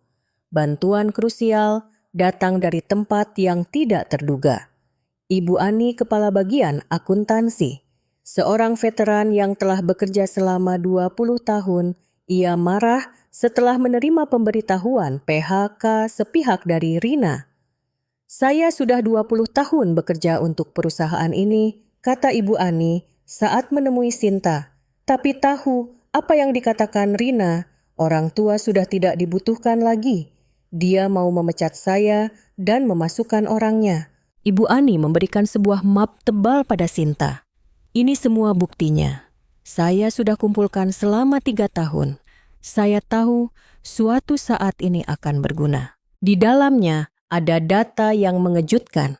Kwitansi perjalanan dinas palsu Rina, catatan transaksi perusahaan fiktif, riwayat pesan antara Rina dan Pak Jang yang ditemukan dari cadangan server perusahaan, dan data penggelapan pajak selama 3 tahun. Berdasarkan data itu, Sinta mengajukan laporan ke kejaksaan. Dan hari ini akhirnya sidang digelar. Jaksa berdiri. Saksi apa hubungan Anda dengan terdakwa Bima? Sinta menjawab mantan suami. Kami menikah selama 14 tahun dan bercerai 3 bulan lalu. Tolong jelaskan bagaimana saksi bisa melaporkan kasus ini. Sinta mengambil napas sejenak dan membuka suara. Saya atas permintaan penasihat Khalid dari UEA dan Ketua Helga dari Swiss ditugaskan untuk melakukan audit transparansi manajemen di Medica Tekno Indonesia. Selama proses audit ditemukan penyimpangan serius. Sinta dengan tenang menjelaskan bukti-bukti. Pertama terdakwa Bima dan terdakwa Rina bersekongkol menggelapkan dana perusahaan sebesar 8 miliar rupiah. Mereka membuat transaksi palsu melalui perusahaan fiktif dan mentransfer dana ke rekening pribadi. Kursi penonton menjadi ramai. Pena para wartawan bergerak cepat. Kedua, selama 3 tahun terjadi penggelapan pajak sekitar 15 miliar rupiah dengan mengecilkan omset dan melebih-lebihkan biaya. Ketiga terdakwa, Rina membocorkan rahasia perusahaan kepada Direktur Zhang dari perusahaan pesaing Tiongkok Huawei Medical. Gambar teknis inti dan informasi pemasok telah berpindah tangan. Wajah mantan suaminya semakin pucat. Rina hanya menunduk diam. Sinta melanjutkan. Dan yang terakhir, suara Sinta sedikit bergetar. Bagian ini mengandung luka pribadi. Terdakwa Bima, pada tahun 2009, setelah ayah saya Dr. Suryo meninggal mendekati saya. Saat itu, saya sedang berduka dan tidak bisa berpikir jernih. Ruangan menjadi sunyi. Semua mata tertuju pada Sinta. Terdakwa menawarkan diri untuk mengurus pendaftaran paten dan meminta saya menandatangani surat kuasa kosong. Karena dia bekerja di laboratorium ayah saya percaya dan menandatanganinya. Tapi terdakwa menggunakan surat kuasa itu untuk mendaftarkan paten ayah saya atas namanya sendiri. Mantan suaminya mengangkat kepala. Di matanya ada emosi yang kompleks, tapi Sinta tidak meliriknya. Paten itu adalah teknologi sensor pencitraan medis. Generasi berikutnya, teknologi inti Medica Tekno Indonesia. Terdakwa mendirikan perusahaan dengan merampas warisan ayah saya. Desahan terdengar dari kursi penonton. Para wartawan semakin sibuk mencatat. Pengacara mantan suaminya berdiri. Interupsi. Saksi adalah pihak yang sedang dalam sengketa cerai dengan terdakwa. Bukankah ini tuduhan palsu untuk merebut harta terdakwa? Sinta menatap lurus ke arah pengacara. Pak, saya tidak menuduh. Saya merebut kembali apa yang menjadi milik saya. Suara Sinta tegas. Dan saya berdiri di sini bukan untuk balas dendam pribadi, tapi untuk melindungi hak para pemegang saham dan karyawan yang jujur. Medica Tekno Indonesia memiliki lebih dari 200 karyawan. Pekerjaan dan masa depan mereka terancam oleh korupsi para terdakwa. Pengacara itu terdiam. Ia tidak bisa membantah lagi. Sidang berlanjut hingga sore. Ibu Ani juga hadir sebagai saksi dan memberikan kesaksian detail tentang asal-usul bukti yang ia kumpulkan. Fakta bahwa pemilik perusahaan fiktif adalah sepupu Rina alur dana penggelapan pajak ke rekening luar negeri semuanya terungkap. Akhirnya, tiba saatnya hakim membacakan putusan. Ruangan dipenuhi ketegangan. Terdakwa, Bima, suara hakim menggema. Terdakwa didakwa atas pelanggaran Undang-Undang Tindak Pidana Korupsi, penggelapan dalam jabatan, penggelapan pajak, dan penipuan. Mantan suaminya berdiri. Terlihat kakinya gemetar. Kejahatan terdakwa dilakukan secara terencana dalam waktu yang lama, kerugian yang ditimbulkan besar, dan perbuatannya sangat tercela. Terutama perbuatan menipu warisan dari almarhum dengan memanfaatkan kepercayaan dari mantan istrinya secara moral tidak dapat dimaafkan. Hakim berhenti sejenak lalu membacakan vonis. Menjatuhkan hukuman 10 tahun penjara kepada terdakwa Bima. Kursi penonton ramai. Wajah mantan suaminya pucat pasi. Lututnya seolah lemas, tapi ia berhasil menahannya. Terdakwa Rina. Rina berdiri dengan gemetar. Terdakwa didakwa atas penggelapan dalam jabatan, pelanggaran Undang-Undang Rahasia Dagang dan lainnya. Terdakwa telah mengkhianati kepercayaan perusahaan, membocorkan rahasia kepada pesaing dan menggunakan uang hasil penggelapan untuk berfoya-foya. Air mata mengalir dari mata Rina. Menjatuhkan hukuman 5 tahun penjara kepada terdakwa Rina. Rina ambruk di tempat. Suara tangisnya terdengar di ruang sidang. Selain itu, memerintahkan pembatalan pengalihan hak paten sensor pencitraan medis yang diperoleh terdakwa Bima dengan cara menipu dan mengembalikan kepemilikan kepada pemilik aslinya Sinta. Air mata mengalir dari mata Sinta. Warisan yang ditinggalkan ayahnya 15 tahun lalu akhirnya kembali. Manajemen Medica Tekno Indonesia akan diserahkan kepada kurator untuk proses penjualan. Putusan selesai dibacakan. Ruangan menjadi ramai. Para wartawan berlari keluar mulai mengirim berita. Mantan suaminya mulai digiring oleh polisi. Saat melewati Sinta dengan tangan diborgol, ia berhenti. Polisi mendesaknya, tapi ia menatap Sinta. Sinta, suaranya serak. Maaf. Kata-kata yang tidak pernah ia dengar selama 14 tahun pernikahan. Tapi Sinta tidak goyah. "Jangan minta maaf padaku." Suara Sinta tenang.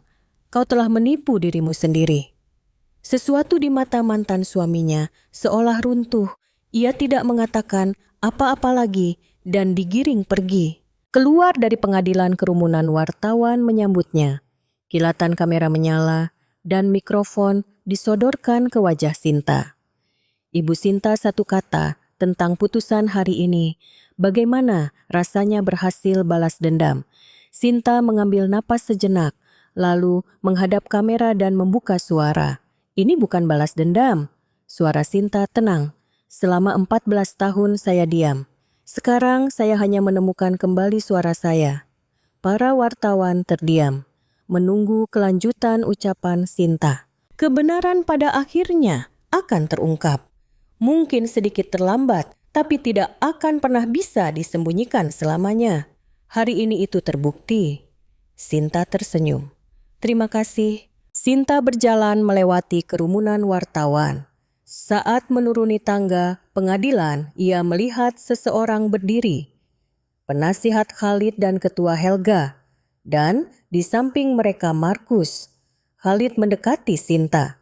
"Selamat Ibu Sinta, kebenaran telah menang." Helga juga memegang tangan Sinta.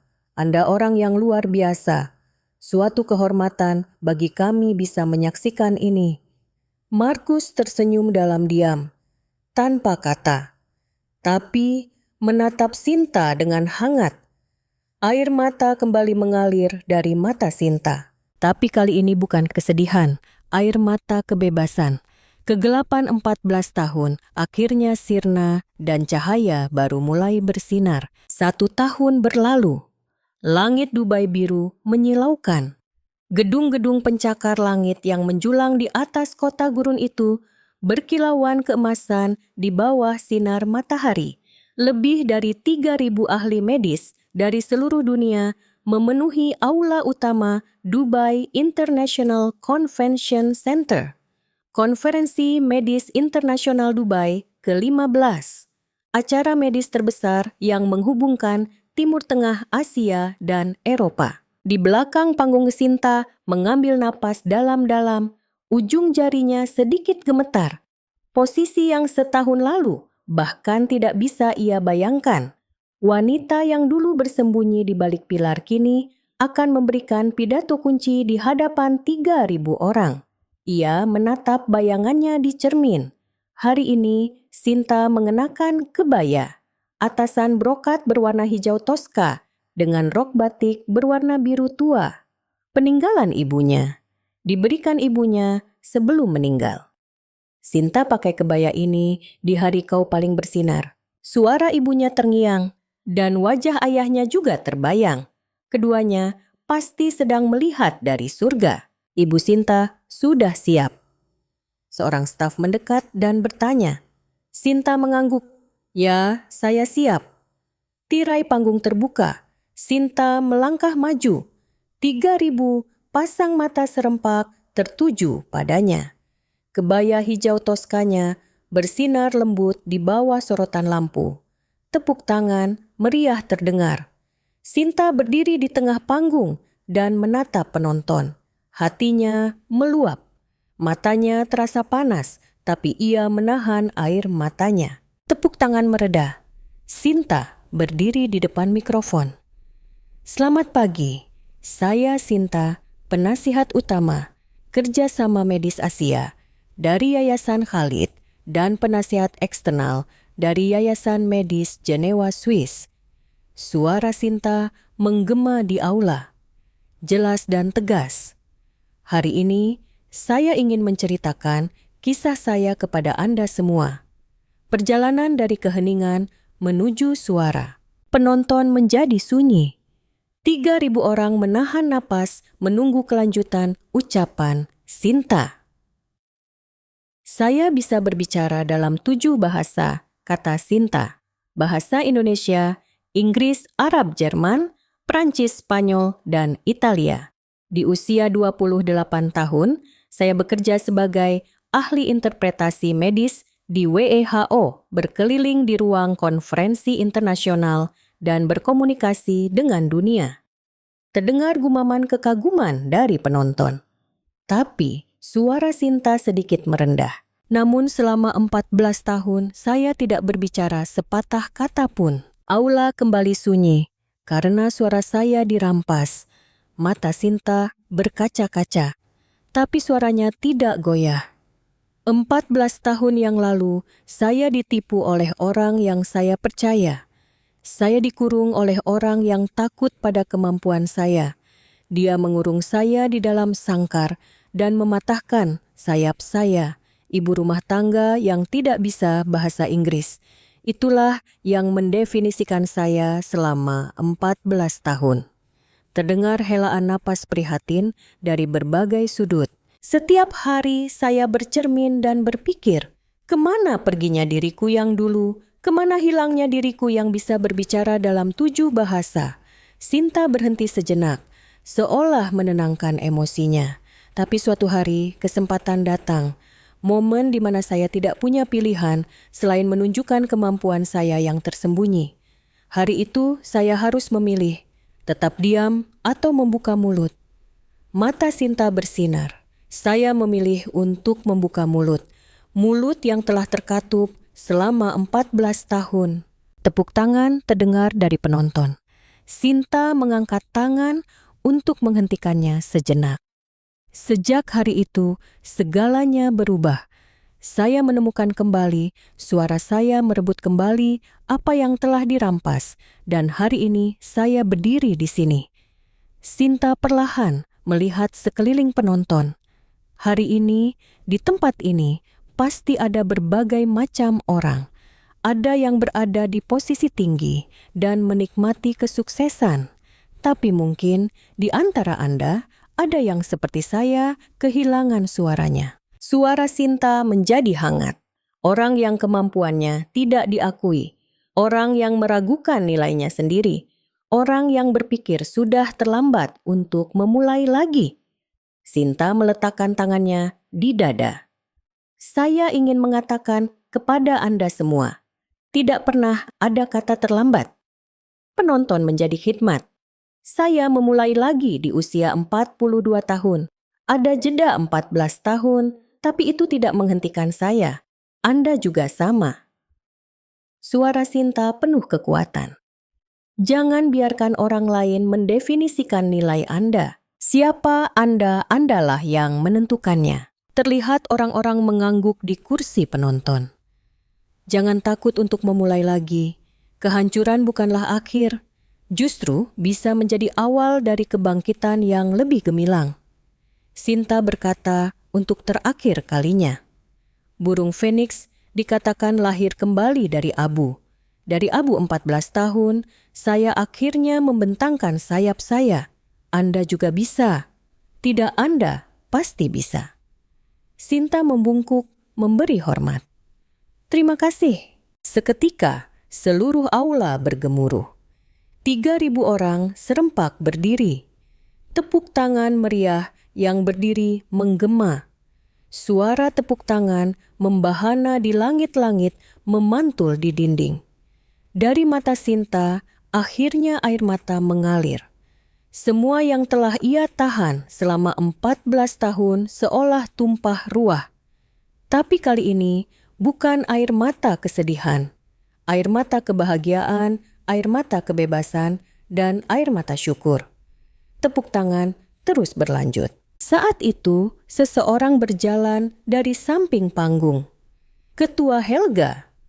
Di tangannya ada sebuah plakat penghargaan.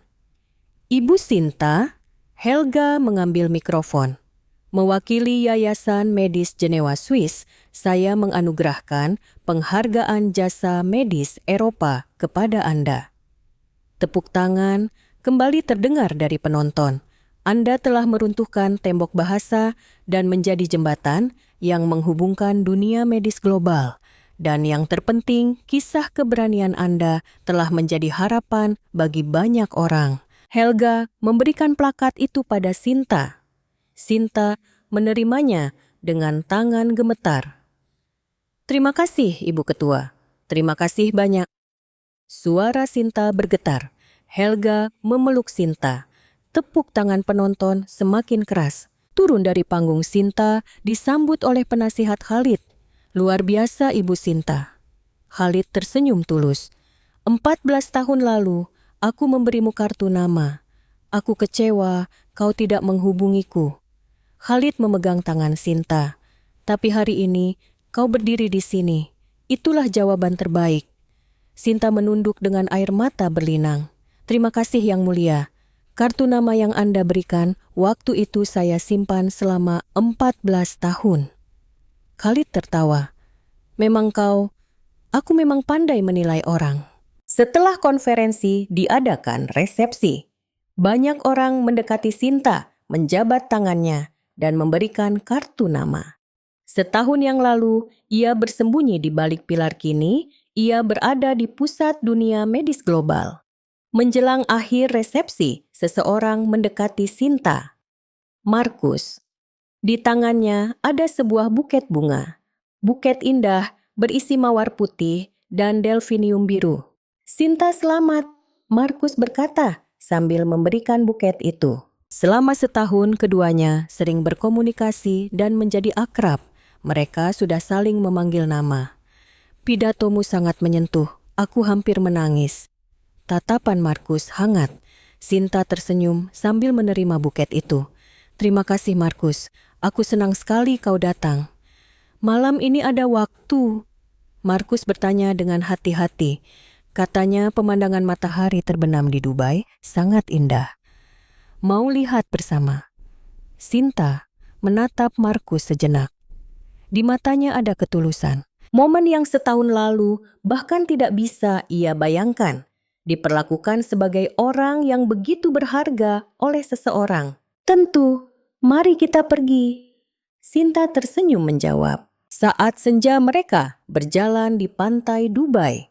Di atas kota gurun matahari terbenam keemasan.